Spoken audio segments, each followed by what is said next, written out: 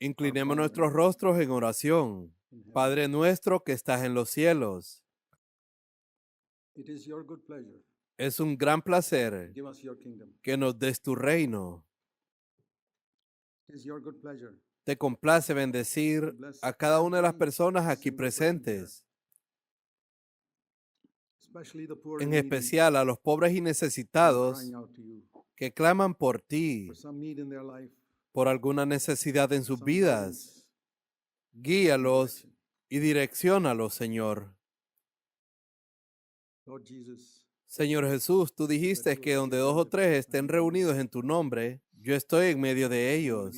Queremos más que nada ser conscientes que tu presencia está aquí, in whose en presence cuya presencia los ángeles cubren sus rostros. thank you, Lord. Gracias, Señor, que tu Espíritu se apodere de nosotros en este momento. We only desire Solo to deseamos glorify your name. glorificar tu nombre en la tierra. Santificado sea tu nombre. Your Venga kingdom tu come, reino. and your will be done Hágase on tu earth. voluntad en la tierra como es en el cielo. Perdona nuestros Forgive us our pecados sins como as we have nosotros hemos forgiven perdonado a others. todos los demás.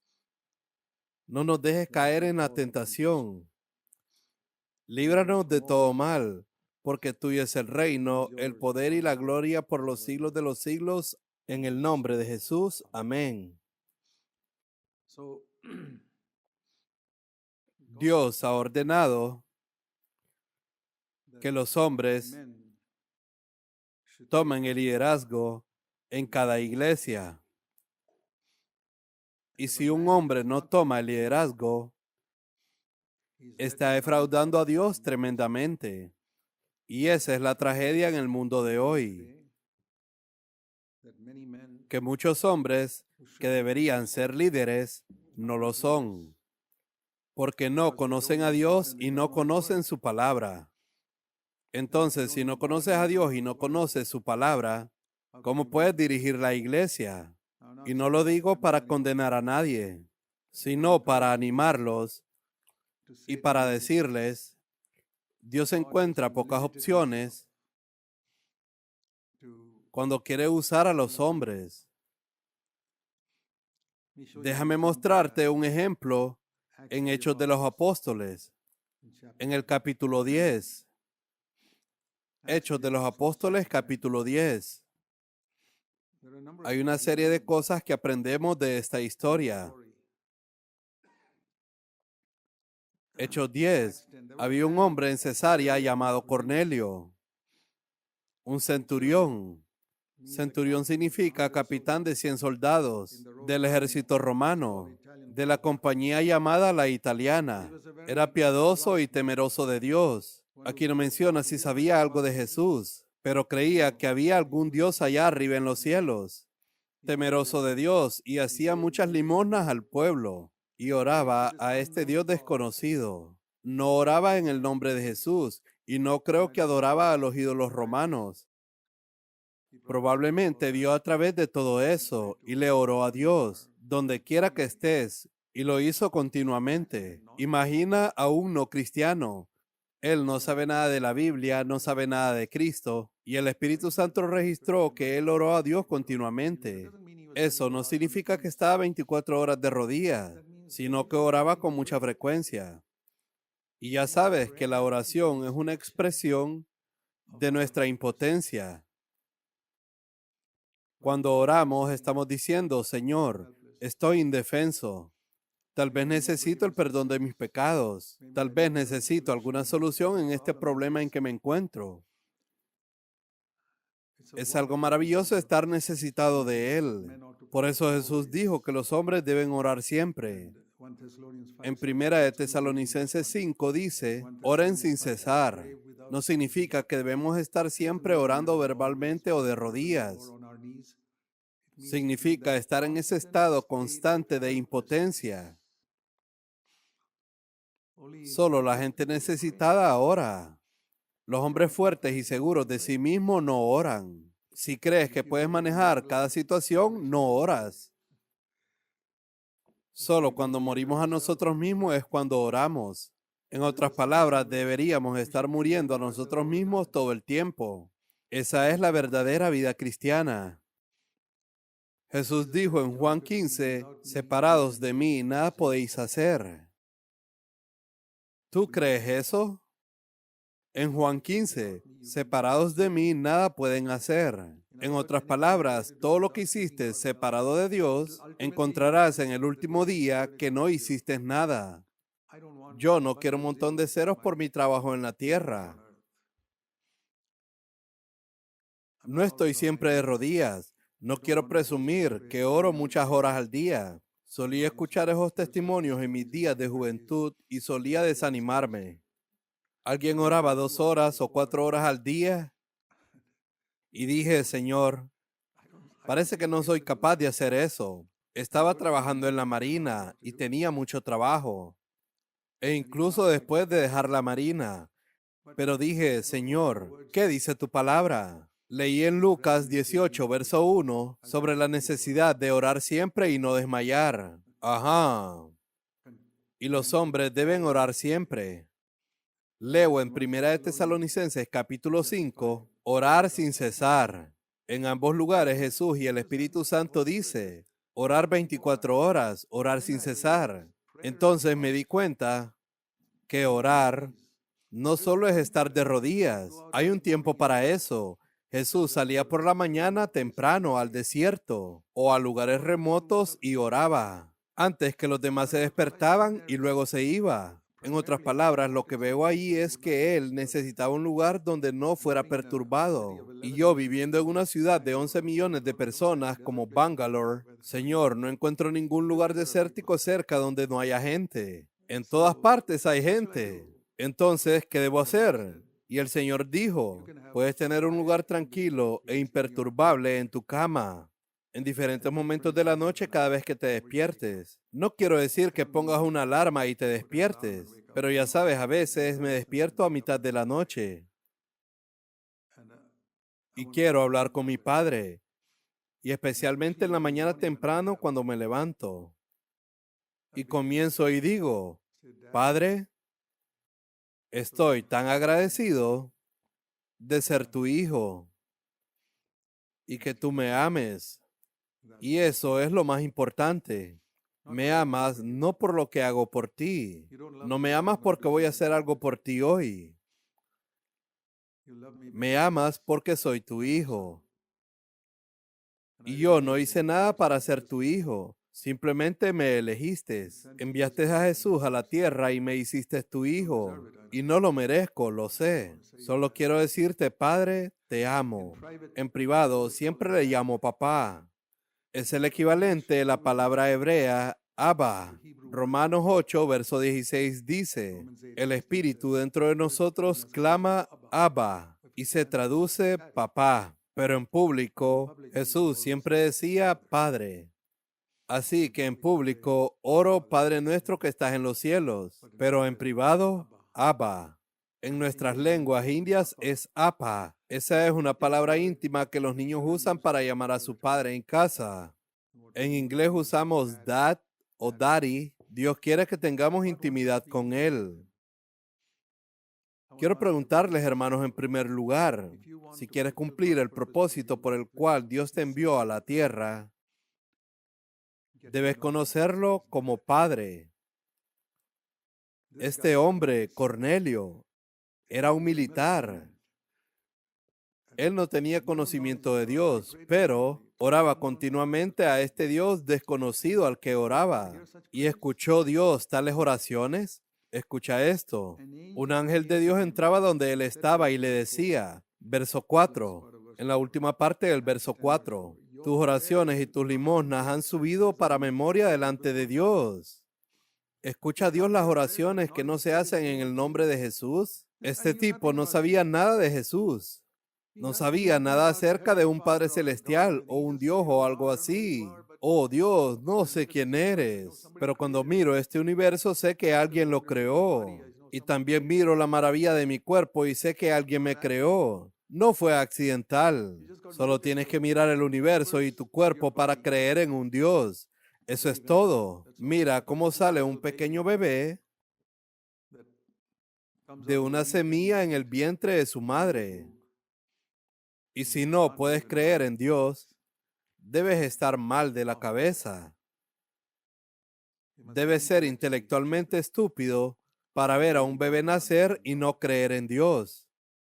¿Crees que fue un accidente que a partir de esa pequeña semilla nace un hermoso bebé con todos sus órganos internos, vasos sanguíneos dentro de ese cuerpo? De alguna manera. Así que él oraba, era piadoso y temeroso de Dios. En el verso 2, tenía reverencia por este Dios desconocido. Esa es otra cualidad muy importante que debemos tener los hombres. Una reverencia por Dios. La palabra temor no se refiere a tenerle miedo, sino ser reverente ante Dios. Como alguien dijo, hay dos tipos de temor a Dios. Uno es que Dios puede lastimarme. Ese es el que tiene la mayoría de la gente. Pero yo tengo el temor de lastimar a Dios. ¿Cuál es el temor que tú tienes? Que Dios pueda herirte o que tú puedas herir a Dios. Hace muchos años, cuando leí el último versículo del Salmo 139, que dice, examíname, oh Dios, y pruébame para ver si hay en mí camino de perversidad. Hay una mejor traducción que dice, Señor, señala cualquier cosa en mí que te entristezca.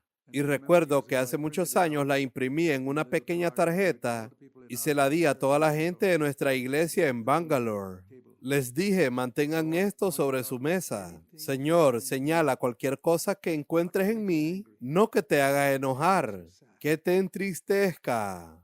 Ese es un muy buen verso para recordar de la traducción Biblia Viviente de los últimos versículos del Salmo 139. Señor, muéstrame cualquier cosa que encuentres en mí que te entristece, porque no quiero entristecerte. No tengo miedo de un Dios que se enoje y me haga daño. Mi temor es herir a Dios.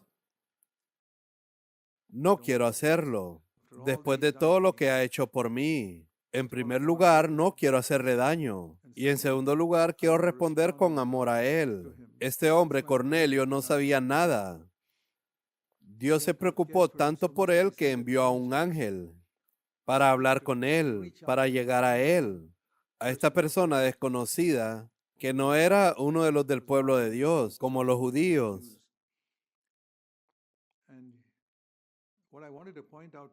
Y lo que quería enseñarles aquí es que ese ángel conocía el Evangelio mejor que nadie. Él podría explicar el Evangelio 100 veces mejor que nadie a Cornelio. Ese ángel podría haber dicho a Cornelio, a los ojos de un Dios santo, tú eres un pecador. Cornelio habría dicho, claro que sí. Entonces, ¿sabes que el pecado te hace culpable ante Dios? Él dijo que sí, y te puede hacer ir al infierno. Cornelio dice, sí, Señor. Pero déjame darte la buena noticia. Dios envió a su Hijo a la tierra. ¿De verdad? Su nombre es Jesús. Estuvo aquí en la tierra de Israel. Fue crucificado. Y probablemente Cornelio había oído hablar de eso. Y él preguntó, ¿él era el Hijo de Dios? Claro que sí. Y resucitó de entre los muertos para demostrar que era Dios 3 días después. Y subió al cielo y está vivo. Y Él es quien me ha enviado a ti. Puedes orarle, Él te escuchará. Y Él dirá, ¿de verdad? Sí, ahora mismo, solo pídele a Jesús que entre en tu corazón. El ángel nunca dijo esto. Eso es lo que quiero enseñarte a ti. Él dijo, despacha ahora a algunos hombres y manda a traer a un hombre llamado Pedro. Me encantaría darte el Evangelio, Cornelio, pero Dios no me ha permitido darte el Evangelio por una razón. Yo no he experimentado el perdón de los pecados, porque nunca he pecado. Solo alguien que ha pecado y ha experimentado el perdón de Dios puede darte el Evangelio. Así que lo siento, Cornelio. Pudiera explicarte algo más, pero eso es todo. Él lo envía, se llevará tiempo, pero tiene que esperar. Si fuera uno de los apóstoles, pudiera decírselo ahora mismo. Pero Dios no nos permite hablar esa información. El ángel diría, Él quiere que hablemos desde nuestra experiencia. Y yo no tengo experiencia acerca del perdón, porque nunca he pecado. Tienes que mandar a llamar a alguien que ya ha pecado y que ha sido perdonado. Hermanos, ¿reúnen los requisitos? Entonces son los indicados, a quien Dios quiere más que a los ángeles, para proclamar su verdad donde quiera que estés. Tal vez no seas hábil para hablar, no importa. Puedes decirle a la gente, Dios te ama. Puedes decirle a la gente, eres un miserable pecador y que Jesús tuvo misericordia de él. No tienes que contarle todos los detalles de tu pecado. Por favor, nunca hagas eso, porque puede contaminar la mente de otras personas con tu corrupción. Tu mente está corrompida con eso. No añadas eso a la mente de las demás personas. Entiérralo, pero dile a la gente que fuiste perdonado. ¿Cuáles fueron los pecados que Pablo cometió en sus días de juventud? No lo sé. David nos dice muchas veces que pecó en sus días de juventud. ¿Cómo? ¿Puedes decírmelo? No, no puedo decírtelo. No le cuento a la gente todos los pecados que cometí en mi juventud. Están todos borrados. Dios dice, no me acordaré de ellos. Y si los recuerdo, los recordaré ante Dios, nunca ante los hombres. Ante los hombres solo sé que fui pecador y que Jesús me salvó. Entonces, cuando vino Pedro, no sé cuántos días se tardó. Entonces, al día siguiente, dice aquí, en el verso 9, Pedro subió a la azotea a orar. Y Dios estaba tratando de convencer a Pedro para ir a predicarle a Cornelio, porque ningún judío iría a predicar a un general. Y Pedro, a pesar de estar lleno del Espíritu Santo, tenía esta idea de que Dios ama solamente a los judíos. El racismo no es solo algo de este país. Incluso en la India tienen castas altas y castas bajas. Es una forma de racismo. En todos los países existe. En algunos países se habla más de eso. Supongo que en todas las comunidades hay un grupo que desprecia al otro, un grupo de blancos despreciando a otro grupo de blancos, o un grupo de negros despreciando a otro grupo de negros, un grupo de mestizos mirando de menos a otro grupo de mestizos. Todo eso pasa en muchos países, y yo no culpo a Pedro, porque toda su vida le habían enseñado que a los judíos les enseñaban a orar los hombres judíos, y les enseñaban a orar cada mañana. Ellos oraban, oh Dios, te agradezco que no soy gentil. Eso significa no judío. Te agradezco que no soy un esclavo. Y te agradezco que no soy una mujer. Imagina que eso es lo que los hombres solían orar a Dios. Era una oración bastante engreída. Ahora imagina a un hombre como Pedro que había orado así durante años. Y ahora le dicen que vaya donde un gentil. Y él dijo, no, no puedo ir. Y vio el cielo abierto y un objeto semejante a un gran lienzo que descendía. Había en él toda clase de cuadrúpedos y reptiles de la tierra. Y le dijo que comiera. En el verso 14 le dice, de ninguna manera, Señor, porque yo jamás he comido nada impuro o inmundo. Y el Señor está tratando de enseñarle. En el verso 12 lo menciona. Toda clase de cuadrúpedos, reptiles de la tierra, cosas que en Levítico había dicho claramente que prohibía comer a los judíos. Come, le dice el Señor. Pedro le dice, nunca he comido de esto. Está tratando de decirle a Dios las reglas de la santidad. Y sabes que nosotros a veces podemos tener también esa actitud. Hay gente que intenta ser más santa que Jesús. Yo me he encontrado con gente así. A veces nosotros mismos tratamos de hacer todo tipo de reglas que Jesús nunca hizo. Entonces somos como los fariseos. Los fariseos trataron de ser más santos que Dios y por eso se convirtieron en fariseos. Y Jesús les dijo, yo no deseo todos sus sacrificios. Quiero que sean compasivos, que tengan misericordia, más que sacrificios.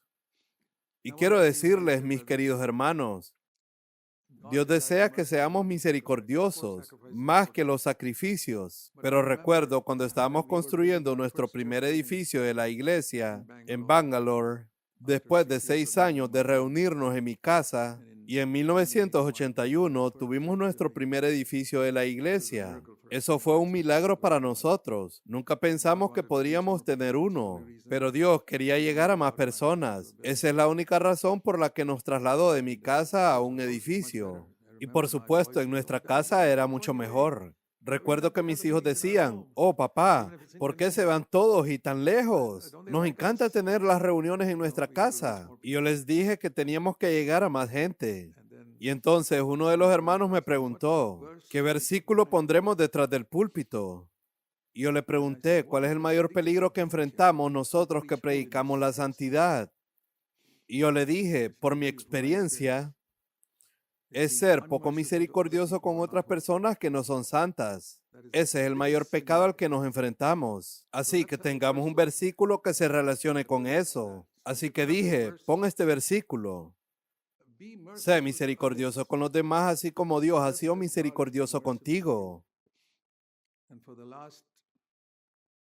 Y durante los últimos 42 años hemos tenido ese versículo detrás del púlpito para recordar a todos los que vienen, a todos los que todavía están en ese púlpito, a predicar con misericordia y no predicar como los fariseos. Antes de subir al púlpito lo ves y lo lees, ser misericordioso con los demás como Dios ha sido misericordioso contigo. Y luego te paras en el púlpito. Y al frente del púlpito tenemos para todos aquellos que nos acusan de ser perfectos, tenemos un versículo escrito enfrente de nuestro púlpito. Hebreos 6:1. Sigamos adelante hacia la perfección, diciéndole a todo el mundo, no somos perfectos, estamos presionando hacia la perfección, porque todos estamos en el mismo barco. Somos imperfectos.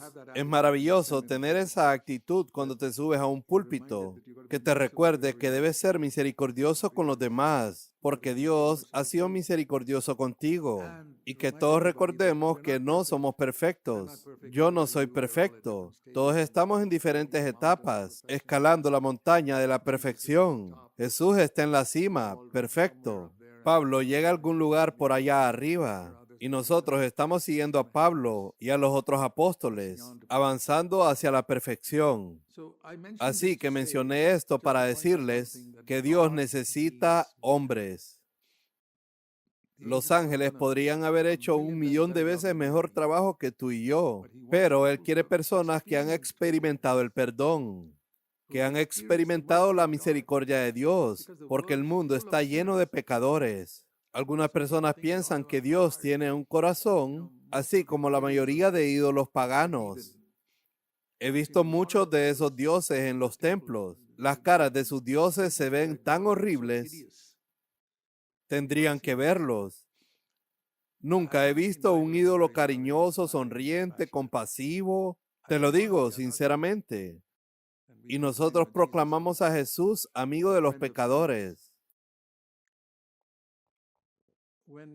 Cuando anunciáis a Jesús a los demás, mis queridos hermanos, ¿es el amigo de los pecadores? Especialmente aquellos que han venido a nuestras iglesias y que han escuchado mis mensajes en YouTube. Sí, tenemos que predicar la santidad. Todos los apóstoles predicaban la santidad, pero debe ser predicado desde el corazón con compasión. Y tú sabes si tienes eso.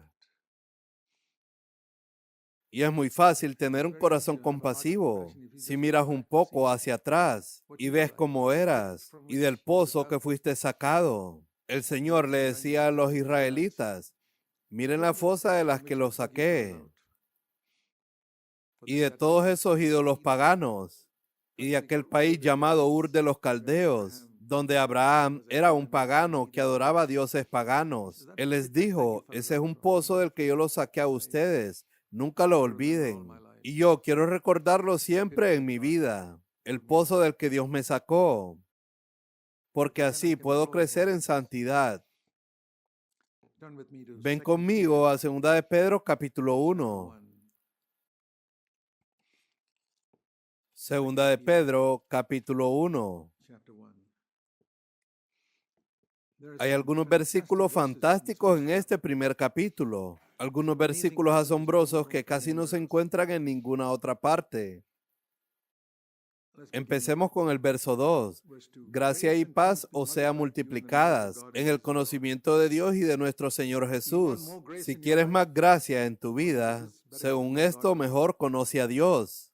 La Biblia es el único libro en el mundo que te dirá cómo es Dios. Escuchar a Zach Pudding en YouTube no te ayudará a saber cómo es Dios si no lees la Biblia. Por eso siempre le digo a la gente, lean las Escrituras. Gracia y paz os sean multiplicadas en el conocimiento de Dios y de nuestro Señor Jesús. Jesús dijo en Juan 17:3, esta es la vida eterna, que te conozcan a ti, el único y Dios verdadero, y a Jesucristo. La vida eterna no es vivir para siempre. No, ese no es el significado de la vida eterna. Jesús lo definió en Juan 17:3. La vida eterna no es largura de vida, es calidad de vida. Mucha gente piensa que eterno significa cantidad. No, eterno significa calidad. Juan 17:3 lo deja muy claro. Esta es la definición de vida eterna que Dios nos dio, para que te conozcamos a ti, el único Dios verdadero, y a Jesucristo a quien has enviado. Así es como obtenemos la vida eterna.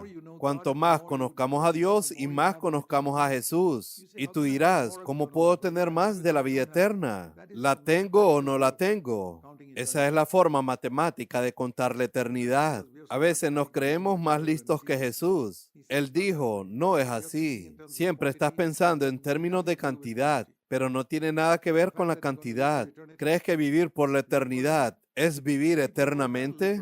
La gente que va al infierno también va a vivir ahí eternamente. Esa es la prueba más clara de que ese no es el significado de la vida eterna. Eternidad significa que no tiene principio ni fin. ¿Quién tiene esa vida? Solo Dios. Dios es la única persona eterna porque no tuvo principio. Y cuando nos da su vida a través del Espíritu Santo, esa es la vida eterna. Es la vida misma de Dios que nos llega a través de Cristo. Y si llego a conocerlo más y conocer más a Jesucristo, eso es a través de las Escrituras. Tendré más y más de esta vida eterna, no en cantidad, sino en calidad. Una vida de amor perfecto. Un corazón que ama sobre todo a Dios, pero a través de ese amor ama a todos los demás. Así como Jesús me amó. Y luego continúa diciendo en el verso 3, así como todas las cosas que pertenecen a la vida y a la piedad. La piedad es una palabra que se encuentra en el Nuevo Testamento, que significa llegar a ser como Dios en carácter. Aquí dice que nos ha hecho partícipes de la naturaleza divina, como todas las cosas que pertenecen a la vida y a la piedad. Y eso también viene otra vez. Volvemos a lo mismo. Conocer a Dios, conocer a Dios, conocer a Dios. Esto es la vida eterna, el poder conocerte. En el verso 2 dice, en el conocimiento de Dios. Así que la vida cristiana es un crecimiento en el conocimiento de Jesús, cada vez mejor, mejor y mejor, conociendo a nuestro Padre Celestial mejor, mejor y mejor. Así es como vencemos el pecado. Y puedes conocer la Biblia como los fariseos y no conocer a Dios en absoluto. Por eso necesitamos el Espíritu Santo. Por eso cuando llegas a la Biblia debes decir, abre mis ojos, Señor. No puedo entender esto con mi inteligencia humana. ¿Conoces ese versículo en Mateo capítulo 11, donde Jesús dijo, Padre, te agradezco que hayas ocultado estas cosas a los sabios y a los inteligentes y se las has revelado ¿a quién? A los bebés. ¿Qué sabe un bebé sobre la Biblia o sobre Dios? Así que leí eso y dije, Señor, quiero llegar a la Biblia como un bebé, sin saber nada. Sabes, cuando un bebé crece y empieza a hablar, pronuncia mal sus palabras. Y su madre le dice, no, cariño, esa no es la forma de decir esa palabra. Esta es la pronunciación correcta. Gracias, mamá, lo pronunciaré así. Imagina ir a las escrituras así. Y el Señor dice, ese no es el significado de ese versículo. Estás dependiendo demasiado de tu astucia. Si tratas de entender ese verso con tu inteligencia, lo entenderás mal. Estás pronunciando mal esa palabra. Yo te enseñaré. Y yo digo, Señor, ¿qué tienen los bebés que yo no tenga? Y Jesús dijo, la humildad. Una vez tomó a un bebé y les dijo a sus discípulos, en Mateo 18, si se humillan como este bebé, podrán entrar en el reino de Dios. Así que la característica principal que Jesús enfatizó en un bebé es la humildad. Y he meditado mucho sobre la humildad de un bebé. Claro, también he meditado en la humildad de Jesucristo. Para mí solo hay dos ejemplos de humildad. Uno es el propio Jesús. Él dijo, porque soy humilde de corazón, en Mateo 11, verso 29. Así que quiero ver la vida de Jesús, ver su humildad en diferentes circunstancias. Lo veo, oh, ¿por qué hizo eso así? Qué humilde que era. Porque sanó a alguien y le dijo, no se lo digas a nadie. Él es tan diferente a los predicadores de hoy. Hoy dicen, trae la cámara de video que voy a orar por este hombre. Jesús era tan diferente. Cuando vayas no le digas a nadie que te he sanado. Ve en silencio y da gracias a Dios. Eso es humildad. Vivimos en un mundo donde la gente quiere exaltarse a ella misma. El mundo cristiano o el cristianismo de hoy está lleno de predicadores que quieren exaltarse a ellos mismos. Quieren mostrar lo que están haciendo, mostrar que lo están haciendo mejor que otros y que tantos millones de personas vienen a mis reuniones. ¿Sabes cuántas personas venían a las reuniones de Jesús? Juan capítulo 6 es un gran capítulo. Comienza con 5,000 hombres a los que alimentó, más entre niños y mujeres probablemente 10,000 personas. Es un gran capítulo. Comienza con 10,000 personas y termina con 11 personas. ¿Y sabes por qué? Porque Jesús predicó la cruz. ¿Cómo reducir 10,000 personas a 11 personas? Y los predicadores de hoy están pensando en cómo aumentar de 11 personas a 10,000 personas. Y cuando Jesús enseñó, se reducieron de 10,000 a 11 personas. Léelo en el capítulo 6 de Juan. Tienes que comer mi carne y beber mi sangre. Y yo no tengo tiempo para mostrarte todos esos versículos. Míralos en tu tiempo libre. Juan capítulo 6. La gente se ofendió y se fue. Decían, este hombre nos está diciendo que seamos caníbales. Se nos dijo que ni siquiera comiéramos la carne de algunos animales que son impuros. Y nos dice que comamos su carne y bebamos su sangre. Se nos dijo que nunca bebiéramos la sangre de los animales. Este no puede ser un profeta de Dios. Y dice que grandes multitudes le abandonaron. Aquí habían 10,000 personas para empezar. Y Jesús no los detuvo. No se vayan, les explicaré qué les quise decir con comer mi carne y beber mi sangre. Al contrario, Él no dio ni una palabra de explicación. ¿Por qué Él no lo hizo? Porque Él sabía que esta gente no tenía corazón para tomar la cruz. Por eso Él no se los explicó, porque hubiera sido de intelecto a intelecto, mientras que Jesús siempre habla de corazón a corazón. Él no iba a explicar a sus intelectos. No es canibalismo, amigos. Yo no soy un caníbal. No te estoy pidiendo que lo seas. Te estoy pidiendo que mueras a ti mismo. Y eso es lo que más te impide seguir al Señor. Pero Él sabía que ellos no tenían corazón para escuchar eso. Esta es la parte que más me gusta. Al final de Juan capítulo 6, quedaban 12 de sus discípulos. Y el predicador promedio hubiera dicho, hey, espero que ustedes no me dejen, así como los demás se han ido. No. ¿Sabes lo que les dijo Jesús? ¿Ustedes también quieren irse? Bienvenidos.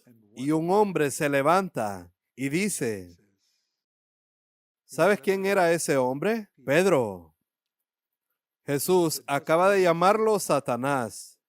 Lo que dijo en Mateo 16 es más o menos al mismo tiempo que Juan 6. Apártate de mí, Satanás. No me digas que no tengo que ir a la cruz. Ese fue Pedro. Jesús nunca llamó Satanás a Judas Iscariote. ¿Sabes cómo le dijo a Judas Iscariote en el Getsemaní?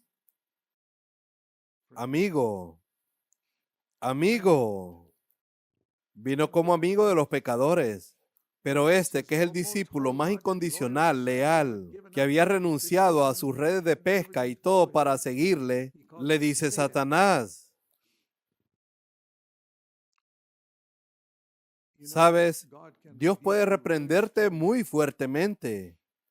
cuando te desvías. Y Él sabe si puedes soportarlo. Judas no hubiera soportado, no hubiera podido soportarlo. Incluso una cosa pequeña. ¿Has notado el momento en que fue a traicionar a Jesús? Es muy interesante. No tengo tiempo para mostrarte esos versículos ahora, pero léelos en Mateo 26 y Juan 12. Estos capítulos donde alguien vino a ungir los pies de Jesús. Y Judas Iscariote dijo, oh, esto podía haberse vendido a gran precio y el dinero habérselo dado a los pobres. ¿Por qué desperdiciarlo en los pies de Jesús? Este perfume tan caro. Y Jesús no lo reprende, pero le dice de una manera muy suave, a los pobres siempre los tendréis con vosotros. Puedes dárselo en cualquier momento, pero a mí no me tendráis siempre. Esta mujer ha hecho algo maravilloso. Ella me ha ungido por adelantado para mi sepultura. El pueblo judío ungía con perfume los cuerpos de los muertos que eran enterrados. Y ella me ha ungido de antemano para mi sepultura. Y ella es la única que podría hacerlo.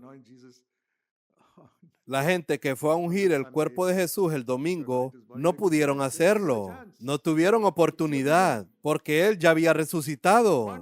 Una mujer tuvo la oportunidad de ungir el cuerpo de Jesús para su sepultura. Y fue María. Ella con esto nos está diciendo, hermanos, aprovechen la oportunidad que tienen para hacer algo cuando lo tienen que hacer. Si tienes una oportunidad de hacer algo para el Señor, aprovéchala a hacerla. Mañana puede ser que no la tengas. Eso es lo que yo aprendí. Y eso es todo lo que le dijo. Y Judas se sintió ofendido. Él se ofendió porque sus palabras no fueron aceptadas. Él esperaba que Jesús dijera, tienes razón. María, esto se lo hubiéramos dado a los pobres. ¿Por qué desperdiciarlo en mí? Él nunca dijo eso. Él estaba agradecido. ¿Y sabes lo que dice el siguiente verso? Él salió para ir a traicionarlo. ¿Ves la conexión en esto? Este tipo se sintió ofendido públicamente. Entonces él decidió ir a vengarse. ¿Cómo te sientes cuando alguien te ha insultado públicamente? ¿Puedes recordar algún caso? Tal vez no fue un insulto. Tal vez una pequeña palabra que alguien dijo y te sentiste ofendido. Tal vez fue un predicador que habló de una manera directa a usted y algunas personas en la iglesia lo sabían y te ofendiste. ¿Por qué no aceptarlo? No seas como Judas Iscariote. ¿Sabes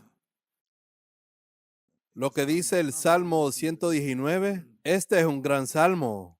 Bendice a los que aman tu ley. Nada los ofenderá. Me gusta este versículo. Quiero vivir en ese versículo. Así es como demuestro que amo la palabra de Dios. Dices que amas la palabra de Dios, pero dime honestamente, ¿puede alguien ofenderte? ¿Puedes decir que nada de lo que te diga la gente te ofende? Aunque la gente te decepcione o te humille públicamente, ¿puedes decir que nada de eso te ofenderá? Pues bienvenido a los que aman la ley de Dios, porque nada los ofende. Pero si te ofendes, eso prueba que no amas la palabra de Dios. Tómate estos versículos en serio. Sabes, creo que leemos tan rápido y tan deprisa que no meditamos. Mediten en la palabra de Dios, mis queridos hermanos. Sean hombres de Dios. Conozcan a Dios a través de su palabra. Mediten en su palabra. Las riquezas de Dios son dadas a los que meditan en ella. Dice un proverbio.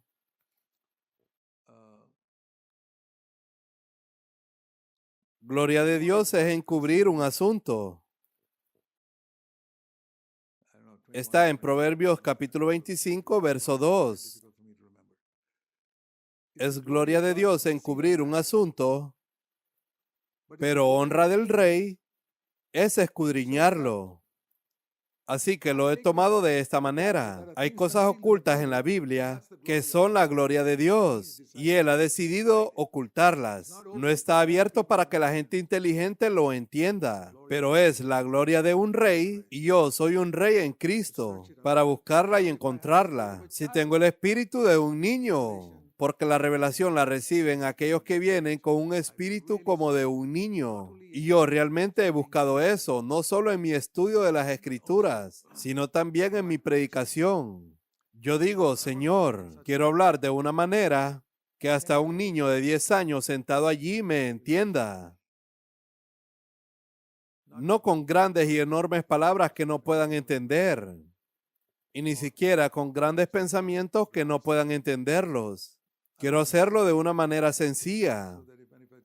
Recuerdo que una vez un hermano me dijo, hermano Zach, él es de otro país, y me dijo, hermano Zach, te hemos escuchado en YouTube, y el que tiene más ganas de escucharte es mi hijo de 10 años. Y yo le dije, eso me emociona más que si un rey me hubiera dicho que le gustaba escucharme, o algún presidente de algún país. ¿Ese niño de 10 años quería escucharme? Yo dije, ¡qué genial! Eso significa que entienden lo que digo. Creo que así hablaba Jesús. Jesús hablaba de una manera que los niños podían entender. La forma en que usaba sus ilustraciones. Ningún profeta usaba ilustraciones como Jesús. Tampoco las hizo ningún apóstol. Compara a Jesús con todos los profetas del Antiguo Testamento. Ocasionalmente usaban una ilustración, pero nadie como Jesús. Él todo el tiempo usaba ilustraciones. Y puedes ver las epístolas. Nadie como Jesús. Y yo quiero que mi predicación siga el modelo de Jesús. Hacerlas sencillas, comprensible, que traiga algo de mi propia experiencia y el uso de ilustraciones. Por cierto, muchas de mis ilustraciones, hay un hermano en Pittsburgh llamado Satish Bennett. Él ha hecho dibujos cuando vamos a CFC en Pittsburgh. Y creo que también está conectado con CFC India también. En todo caso, es una de nuestras iglesias. Él ha hecho una serie de ilustraciones acerca del matrimonio. Justo el otro día alguien estaba diciendo que a través de sus ilustraciones puede verla con sus hijos, en familia. Eso me encantó. Las ilustraciones también ilustran una verdad. Recuerdo que una vez Santosh en un mensaje dijo, cuando un hombre ciego se levanta en la mañana, ¿qué es lo primero que busca? Su bastón.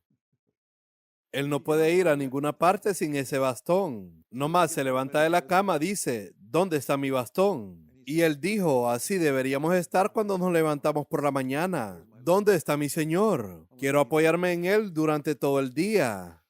Y muchas personas han sido bendecidas por esa simple ilustración. No es una grande y poderosa ilustración. Así deberíamos ser desde el momento en que nos levantamos, depender de Él. Así que aquí en 2 de Pedro dice aquí, pues su divino poder nos ha concedido todo cuanto concierne a la vida y a la piedad, en el verso 3. Y luego, mira esto. Este es un verso fantástico, el verso 4, por medio de las cuales nos ha concedido sus preciosas y maravillosas promesas, dadas a nosotros en su palabra. Preciosas, magníficas, las más maravillosas promesas en la palabra de Dios nos son dadas ¿con qué propósito? No para sanar todas nuestras enfermedades, no para que nuestros negocios prosperen, no para ayudarnos a conseguir un mejor trabajo, no para ayudarnos a conseguir una bella esposa. No, todas estas maravillosas promesas son para que podamos participar de la naturaleza divina. ¿Sabías que la promesa más maravillosa de toda la Biblia son dadas a ti como lo más maravilloso que puede tener un ser humano? Y eso no es tener un mejor trabajo, tampoco tener una hermosa esposa o una cuenta bancaria más grande, nada de eso, ni la curación de todas tus enfermedades. Es participar de la naturaleza de Dios. Si aprendes esto, aprenderás también a orar correctamente. Algunos dicen, debemos reclamar las promesas de Dios. He oído a mucha gente decir eso. ¿Para qué? ¿Para conseguir algo para su casa? ¿O para conseguir un trabajo? No, porque primeramente es participar de su naturaleza divina, porque esa es de la única manera, para que puedan escapar de toda la corrupción que hay en el mundo causada por la lujuria, por el deseo incontrolado del hombre. Eso es la lujuria, y eso ha producido la corrupción. Durante 6,000 años desde el tiempo de Adán, Esa pasión desenfrenada en el hombre ha producido corrupción, corrupción y corrupción. Pero hablo en nombre de Dios, de lo contrario no estaría aquí sentado. Quiero decir, si no espero que Dios hable a través de mí, no debería estar aquí sentado. Debería estar sentado y escuchando, pero espero que Dios hable a través de mí y oro también por eso. He orado muchas veces y te diré cómo oro. Yo digo, Señor, quiero que siempre que esté en el púlpito, quiero ser como una rama que está pegada a un árbol. He predicado así durante 60 años. La primera vez que prediqué a una multitud de unas 5,000 personas durante aproximadamente una hora fue cuando tenía 23 años y medio. Dios me había ungido y la gente fue bendecida. Ese no era yo. Había sido bautizado 2 años y medio antes de eso. Fui ungido. Eso es todo. Y Dios puede hacer eso con cualquiera. Utilizó a Samuel cuando era un niño pequeño. Así que no hay nada especial en eso. No era santo. Me llevó mucho tiempo superar el pecado. Pero con todos estos 60 años de experiencia predicando, soy como la rama que ha estado en el árbol durante 60 años, que ha producido muchos frutos. Pero si la cortas hoy, ¿cuánta fruta puedes conseguir? Ninguna. Eso es lo que reconozco cuando subo al púlpito. 60 años de experiencia no me ayuda a producir ni un fruto si hoy no estoy en la rama del árbol, tan impotente como estaba en el primer día. Digo esto para animarte e instruirte. Permanece tan indefenso como una rama en un árbol. Para cualquier ministerio al que seas llamado. ¿Eres anciano en alguna iglesia? Oh, muchacho, realmente necesitas ser como esa rama en el árbol. No creas que puedes dar fruto. Si no eres como una rama indefensa en un árbol, usa esa imagen. Esa es la imagen perfecta de la fe que he encontrado en la Biblia, que es una ilustración de la fe. La rama en el árbol, Juan 15, verso 5. Yo soy la vid y vosotros los pámpanos, y separados de mí nada podéis hacer. Señor, quiero aprender eso, y creo que lo he aprendido. Hubieron momentos donde pensé que podía hacer algunas cosas sin Él, pero me equivoqué. He aprendido durante muchos años de los fracasos, que sin Él no puedo hacer nada útil. Sabes, recuerdo haber leído una gran declaración de un hombre de Dios llamado C.T. Studd, que fue uno de los mejores jugadores de cricket del mundo a la edad de 20 años en Inglaterra, allá por principios del año 1900, y se convirtió en una reunión al escuchar la predicación de D.L. Moody, predicando en Inglaterra, y renunció a su brillante carrera de cricket. Se hubiera convertido en el mejor jugador de cricket del mundo, el más conocido durante años, pero él lo dejó y él era de una familia muy rica. Renunció a todo su dinero y antes de casarse guardó un poco para su esposa y se casó con una chica del Ejército de Salvación. Y dijo, me gustan estas, las llamadas chicas aleluyas, que siempre dicen aleluya. Quiero que una chica así sea mi esposa, que siempre está feliz diciendo aleluya. Y entonces él le dijo, he renunciado a todo. Mi padre era muy rico y recibí una herencia. La mayor parte la di a un orfanato, también a algunos misioneros, algunos evangelistas, pero me quedé con un poco para nuestro matrimonio y para nuestra familia. ¿Y sabe lo que le respondió? ¿Qué le dijo Jesús al joven rico que hiciera? Ve y vende todo lo que tienes. Así que regaló eso también y empezó la vida desde cero. Y Dios lo usó poderosamente y fue a China, apasionado de poder llevar a Cristo a las personas en China, pero allá se puso muy enfermo. No sé si fue asma o algo así. Y sabes, él fue médicamente calificado cada año para continuar como misionero. Y el doctor le dijo, no eres apto para seguir como misionero. Entonces regresó a Inglaterra y luego trató de venir a la India. Y fue a una o dos partes de la India y de nuevo se enfermó y tuvo que regresar. Y ningún grupo misionero lo aceptó, porque exigen que seas médicamente apto para ir al campo de misiones. ¿Y sabes lo que hizo? Empezó su propia misión. Él dijo, si nadie me acepta, voy a iniciar una misión. Iré a un lugar donde nunca ha sido evangelizado, el Congo, justo en medio de África, y llamó a su misión Misiones en el Corazón de África.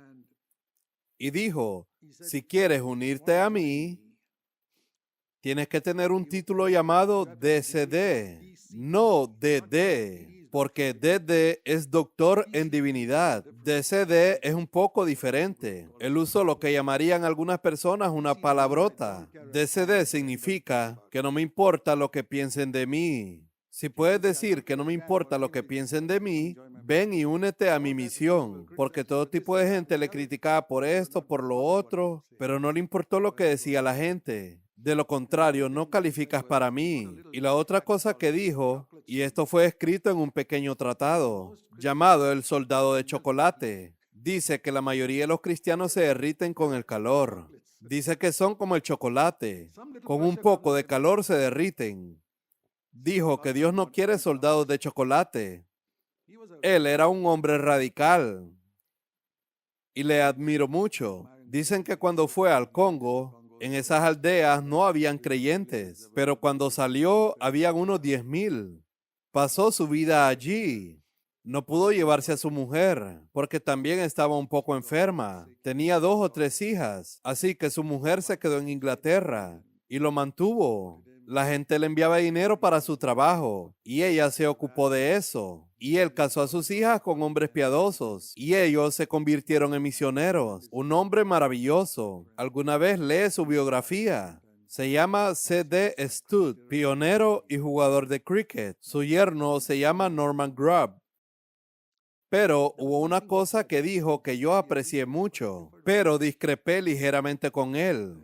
No está mal discrepar incluso con un hombre piadoso. Dijo una hermosa declaración: solo una vida que pronto pasará, solo lo que se hace por Cristo perdurará. Eso lo citan muchas personas en todo el mundo. Y he pensado mucho en ello a lo largo de los años. Y yo dije, hay muchas personas que piensan que están haciendo algo por Cristo, pero el mundo está lleno de personas que hacen todo en el nombre de Cristo. En la India hay todo tipo de personas en el nombre de Cristo enviando oraciones, enviando cartas pidiendo dinero en el nombre de Cristo, y eso Cristo nunca lo hizo. Y haciendo cosas atroces en el nombre de Cristo. ¿Solo perdurará lo que se haga por Cristo? Entonces les aclararé, no es lo que se hace por Cristo lo que va a durar para siempre. Así que lo cambié ligeramente y lo tengo escrito enfrente de la puerta de mi casa en Bangalore. Solo en una vida que pronto pasará, lo que Cristo haga a través de mí perdurará. Hay mucha diferencia entre eso y lo que yo hago por Cristo. Y no es que esté criticando ni el 1% a C.D. Stud, así que no lo critico. Solo pensé acerca de eso. Y estoy seguro de que aunque lo expresara así, él quería decir exactamente lo que estoy diciendo. A veces un hombre no expresa las cosas muy claramente. Pero fue Cristo quien obró a través de C.D. Stud. Así que él hizo más por Dios de lo que yo he hecho. Fue la forma en que lo expresó. Nosotros no criticamos a una persona por la forma en que expresa algo. Pero recuerda esto, lo que tú haces por Cristo no durará. Pero lo que Cristo hace a través de ti, puedes estar seguro que durará para siempre. Así que eso viene a través de participar de la naturaleza divina. Y quiero leer un poco más de 2 de Pedro capítulo 1, donde dice, quiero que crezcas espiritualmente. Por esta razón también, obrando con toda diligencia, añadid a vuestra fe virtud y a la virtud conocimiento. Verso 6, al conocimiento dominio propio, al dominio propio perseverancia y a la perseverancia piedad. El verso 7, a la piedad fraternidad y a la fraternidad amor. Pues estas virtudes al estar en vosotros y al abundar, verso 8, entonces nunca serás inútil. Oh, es posible para un creyente ser inútil. Eso es lo que dice aquí. Pero si tienes estas cualidades y aumentas, no serás inútil. Así que si no quieres ser un creyente inútil, por favor medita en los versículos 5 y 6 y ve si estas cualidades están aumentando en tu vida y no serás infructuoso. Pero ahora escucha esto, porque el que carece de estas virtudes, lo sepas o no, eres espiritualmente ciego o corto de vista. Y escucha esta otra parte, habiendo olvidado la purificación de sus pecados pasados. Esa es la parte que quería enfatizar. Habiendo olvidado la purificación de sus pecados pasados. Así que no debo olvidar mi purificación de mis pecados anteriores. No tengo que recordar todos los pecados que cometí. No puedo recordarlos. Sé que Dios dice que no se acordará de ellos más, pero nunca debo olvidar de cuáles fui purificado, de la inmundicia que Dios me recogió. Esa gracia asombrosa, ese dulce sonido que salvó a un desgraciado como yo. Estaba perdido, pero ahora he sido encontrado. Estaba ciego, pero ahora veo. Y ahora puedo cantar hasta el final de mi vida. El Señor solía decir a los israelitas, no olviden la fosa de la que os saqué. Vuestro antepasado Abraham estaba allí adorando ídolos en Ur de los Caldeos. Ese era el pozo en el que él estaba. Y yo lo saqué de allí. Y por eso están conociendo al verdadero Dios. ¿Y qué hay de nosotros? Yo sé que estuve en una fosa. Yo nací en una familia cristiana con padres temerosos de Dios, que nacieron de nuevo. Ellos me enviaron a la escuela dominical desde que era niño, pero yo estaba en un pozo. La justicia propia es el pozo más grande en el que puedes estar. El publicano cuando oraba dijo, Señor, ten piedad de mí, soy un pecador. Él no estaba en un pozo tan profundo como el fariseo que dijo, oh Dios, gracias porque no soy como ese publicano que está allí. La justicia propia es el pozo más profundo en el que puedes estar, y sobre todo en una iglesia como la nuestra que predica la santidad. Sé misericordioso con los demás como Dios ha sido misericordioso contigo. Y cuando prediquemos a las personas que están en esas denominaciones que no tienen la luz que Dios nos ha dado, nunca les miremos por encima del hombro. Y no digamos, ellos no tienen la luz que nosotros tenemos, al vencer el pecado o algo parecido. Déjame demostrar con mi vida que el pecado no tiene poder sobre mí. Y permítanme reconocer que en mi vida lo que digo es casi la última declaración en la Biblia antes del libro de Apocalipsis. El libro de Apocalipsis trata sobre todo el futuro. ¿Cuál es la última afirmación? ¿Lo has notado? Judas. Judas es el libro que está antes de Apocalipsis. Esta es la última declaración en la Biblia antes del libro de Apocalipsis. Judas, verso 24. Dios puede evitar que caigas y tropieces. Tú no puedes guardarte a ti mismo. Dios puede evitar que caigan. Solo Dios puede hacer que un día estés en su presencia, sin mancha y con gran alegría. Que toda la gloria sea para Él. Eso me encanta. La última declaración en la Biblia antes del libro de Apocalipsis. Señor, no puedo guardarme a mí mismo, pero tú puedes guardarme de tropezar y caer. Caer es cuando te caes de bruces al suelo. Y tropezar, podemos tropezar con una piedra. Puedes caer, pero si tropiezas, te levantas. Pero incluso Él puede evitar que tropieces y puedas presentarte un día irreprensible con gran gozo.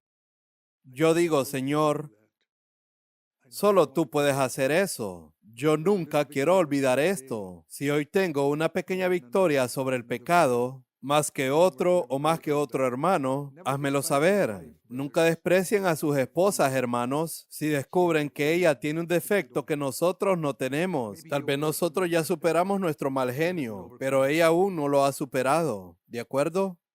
¿Quién nos dio esa habilidad? Él ha evitado que caigas. Sé misericordioso. con tu compañera de matrimonio. Si la menosprecias, no podrás ayudarla. Jesús vino aquí como el hombre perfecto y no miró a nadie por encima del hombro. Y voy a concluir con este ejemplo clásico. Había una ley en el Antiguo Testamento, en el libro de Deuteronomio, que decía, si una mujer es sorprendida en adulterio, solo hay una cosa por hacer: llevarla fuera de la ciudad y apedrearla hasta que muera. No había pensado en eso.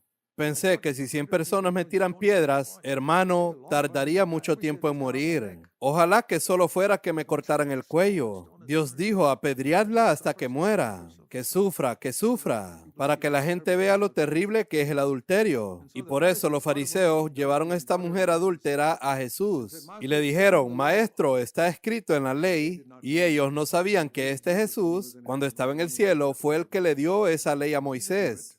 Y Jesús sabía eso. Sí, recuerdo haber dado esa ley a Moisés hace 1500 años. Fui yo el que le dio esa ley de apedrear a muerte a la mujer. Ellos dijeron, Moisés ha dicho que esta mujer debe morir apedreada. ¿Y tú qué opinas? Y sabes, Jesús era humano, era hombre, aunque era Dios, pero se había limitado a sí mismo. Él no tenía la respuesta inmediatamente. Pero él, así como a veces nosotros tomamos un lápiz, con su mano hizo algo en el suelo. ¿Qué está haciendo? Está esperando. Padre, ¿cuál es la respuesta para esto?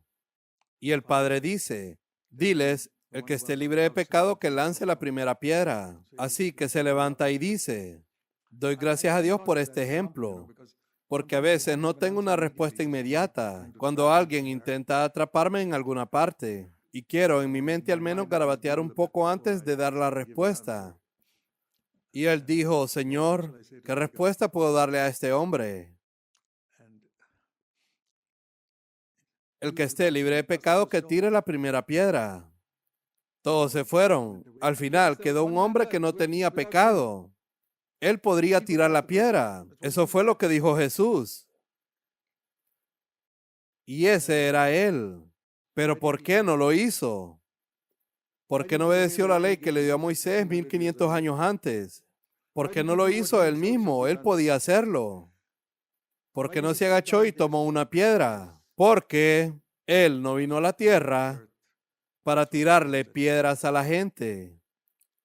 No vivas una vida tirando piedra a los demás con tus palabras. Aprende de Jesús. Esta mujer samaritana era adúltera. Se había divorciado 5 veces. Y ahora estaba durmiendo con un hombre. Y Jesús salvó su alma.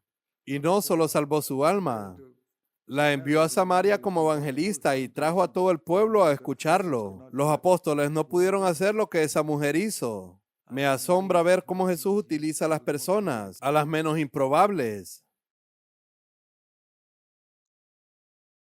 Yo era la persona más improbable que Dios podía usar para predicar la palabra de Dios. En mis días de escuela, yo era muy tímido. Nunca participé en una exposición pública. En la escuela, nunca participaba en concursos de oratoria. Yo era tímido, reservado, era bajito, muy joven. Y cuando fui seleccionado para la academia militar, la gente de mi clase se rió y dijo, Zach, ¿vas a defender a nuestro país? Eso es como si me hubieran preguntado, oh, vas a ser un siervo de Dios, ¿verdad? Pero Dios escoge a los que no son aptos e improbables. Estoy muy agradecido que me haya dado todos estos años para servirle y me haya dado salud, incluso a mis 83 años, para servirle y darme una mente para hablar la palabra de Dios con claridad, y en especial cuando me hacen este tipo de preguntas, como el caso de esta mujer. Te daré un último ejemplo. Cuando tuve que garabatear un poco en mi mente, y fue hace muchos años, en el norte de Carolina. Fui a una reunión. Creo que eran Amish o menonitas. Ahora no recuerdo. Uno de sus líderes me invitaron y me habían oído predicar. Y sé que ninguno de ellos tiene un vehículo. Entonces me llevaron al edificio de la iglesia en un coche de caballos. Fue estupendo. Ojalá alguien hubiera tomado una foto. De lo contrario, habría conseguido una fotografía. cuando iba montado en esa carrocería. Este grupo no cree que necesiten usar coches o electricidad y todo eso. De todos modos, ese hombre era amable y había nacido de nuevo. Así que fui a la reunión. Fue una conferencia un día entero de 2 o 3 sesiones. Y yo estaba sentado en la mesa con todos estos hombres, todos barbudos, y yo sentado ahí con la cara bien afeitada. Y uno de ellos no estaba muy contento con la palabra que yo había predicado. Él quería humillarme en la mesa mientras comíamos. Y me dijo, Zach, ¿se equivocó Dios al darte pelo en la cara o te equivocaste tú al afeitarte? Lo que quiso decir es que a diferencia del resto de nosotros, no hemos cometido ese error. Y en ese momento comencé a garabatear, Señor, ¿qué debo decir? ¿Qué le respondo? Y el Señor me dio una respuesta. Querido hermano, quiero decirte esto. ¿Cometió Dios un error cuando te dio uñas en los dedos? ¿O te equivocaste cuando te las cortaste todas? Y hubo un gran silencio y no hubo ninguna discusión más sobre ese tema. Nunca olvidaré eso. Y yo no quería humillarle. Inmediatamente cambié de tema. No quería avergonzarle. Así que inmediatamente tienes que hacer eso para que no se sienta avergonzado o minimizado. Él intentó minimizarme y yo no iba a vengarme de la misma manera. Así que inmediatamente dije eso y cambié de tema y pasé a otra cosa de la palabra de Dios. Y te diré, muchas veces he reclamado esta promesa y puedes reclamarla. Lucas 21, verso 15. Porque yo os daré palabra y sabiduría, la cual no podrán resistir ni contradecir todos los que se opongan. ¡Qué palabra! Hay tesoros maravillosos en la palabra de Dios. Yo te daré palabra y sabiduría que ninguno de tus enemigos podrán resistir ni contradecir. Es maravilloso recordar estas promesas, hermanos. Serán capaces de bendecir a otros con ellas en sus tiempos de necesidad. Oremos. Padre Celestial, mientras nos inclinamos ante ti, te pedimos que seamos capaces de recordarlo todo lo que oímos, lo que nos hablaste, y que nos recuerdes en el momento oportuno lo que necesitamos que nos recuerdes. Gracias, en el nombre de Jesús. Amén.